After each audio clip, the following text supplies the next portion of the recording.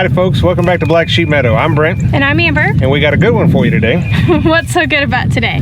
Well, as many of you may know, for the year 2023, me and Amber are attempting to grow 80% of all of our own food here on the homestead. With that comes this luscious garden that's back here behind us. It's a lot of garden. And because we live in a rural area, we have a lot of wildlife that wants to eat the produce that we're trying to eat. So every year we have battles with Mother Nature in general, but deer in particular on a lot of our crop that's in the main garden here. Right, and last year I did a small video on how I kept the deer out of the green beans with just a piece of rope and some aluminum foil. We're doing the same thing, but we're a much bigger scale this year. So we found that our primary issue is the white-tailed deer, but we have found that the deer are two-dimensional. So in other words, they have no depth perception. Or not like we do. Not like we do. They don't have depth perception like we do. So we're not trying to build a full physical structure like a big 7-foot or 8-foot tall fence around our garden, because we have to be able to get in and out of the garden with a tractor. And this needs to be temporary. Yeah, this is only going to be up for 3 or 4 months at the most, while everything is in full swing in the garden. We need to be able to take it down pretty easy. Correct. We also want to be able to put it up pretty easy. Like, this is not a piano. Yeah. It's not going to look the prettiest. It's really a mental thing for the deer. Correct. Just to deter them. So we're going to do 2 separate fences. Correct. Because the deer have no or very minimal depth perception, we're going to do a hot wire at 2 different levels, approximately knee height and probably thigh height. And then behind that, 4 foot behind that hot wire, we're going to do a rope with some visual markers on it. You can see Amber's she's got some tape with some aluminum foil. And you're looking for contrast. It doesn't need to be a certain color. Just think it's the opposite of camo. So camo is meant to blend you into the background. We're trying to stand out from the background. As well as being two-dimensional, the deer are also colorblind. They're colorblind, so it doesn't really matter what color. You can do anything you want. I'm gonna put some of these on the hot fence, more so for me, so that I see the hot fence. But I'm gonna put it on both. But it's really just so the deer can see both of them, and because of their poor depth perception, they're not gonna want to jump through 2 separate fences. Correct, yeah. They can't tell how far it is. Yeah. So that's what we're doing today. We're probably not. We're only gonna do about 2/3 of the garden. Correct. And if the 1/3, or actually almost 1/2 of our garden, is more of like the house side of the property. There's a lot more activity over there. Yeah, so the deer, we typically don't have an issue with deer coming from that direction. If we do have an issue, it's very easy. This is a very cheap fence. We can set it up and I can extend it very easy. Right. But we're going to see, we primarily in the years past, we've had problems with our green beans and sunflowers. Oh, the deer love them. You know, the deer really don't mess with the corn. They don't mess with the corn too much. The squirrels, potatoes. not the squirrels, the raccoons will mess with the corn. But I don't think that unless we did build a 10-foot fence. But a raccoon is just going to dig underneath it. So we would have to build prison compound to keep the raccoons out. Today we're trying to just mentally focus on the deer and the science behind them and how they walk through their world. And we're going to get you guys a little bit closer on how we're setting this up. Like you said, it's not a piano. It's not going to be pretty. And I'm going to get y'all, before the end of the video, I'm going to get y'all on 2 other things that we think also help. But for the first, we're going to get the fence set up. Y'all follow along.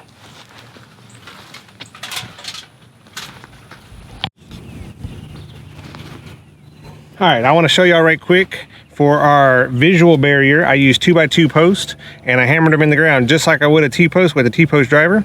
No specific reason on this particular one that I use a 2x2 post other than that's just what I had. Now on the post, to hold the wire or the rope at the height that I want, I'm simply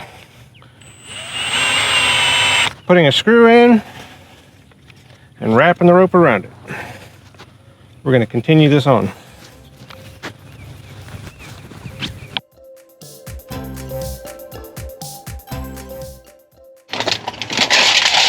I just wanted to give you a couple, of course she's going to be hammering a T-post while I'm trying to do this. A couple little tips on foil. This can be anything. Not recycled, pie pans, aluminum cans that you save. You can actually do the aluminum cans with a couple rocks in them, and that's more of a hearing or sound. But I'm just going to take a strip like this. I'm going to I want to leave this flat. I'm going to make like a little string on it. And I'm going to wrap it around and try to twist it back onto itself so that the wind doesn't. But now, I have a little.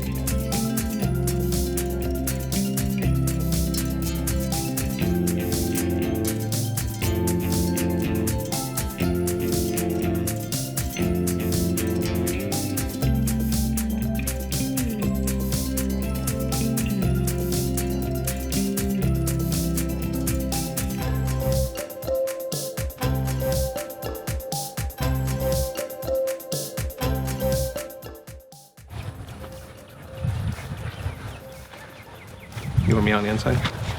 You can get on the inside. Oop, watch out. Did y'all see that? Alrighty folks, so we got our hot fence put up.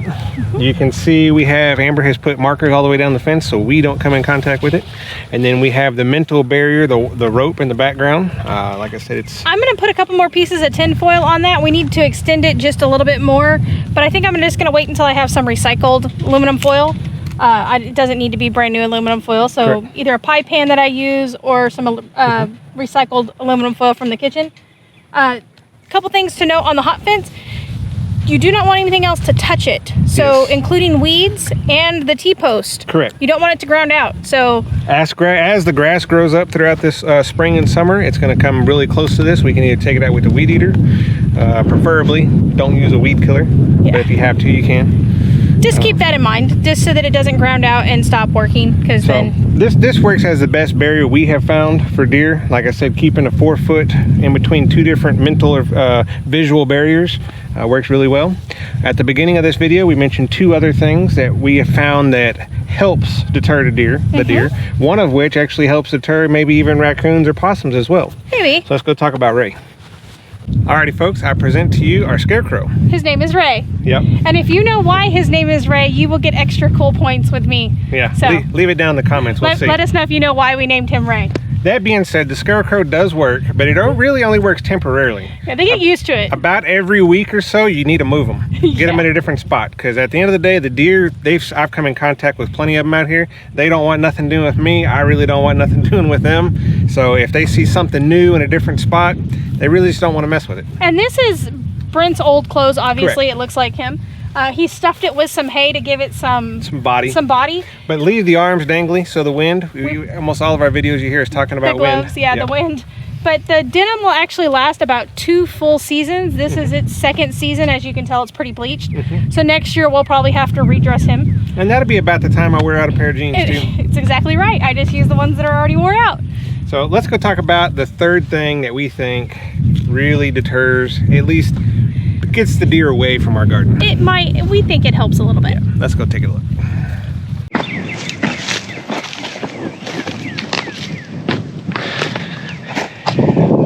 Alrighty, so the third thing that we found that deters deer from your garden, and really the reason they're in your garden is because they're hungry. So we found, give them something to eat, but far away from your garden.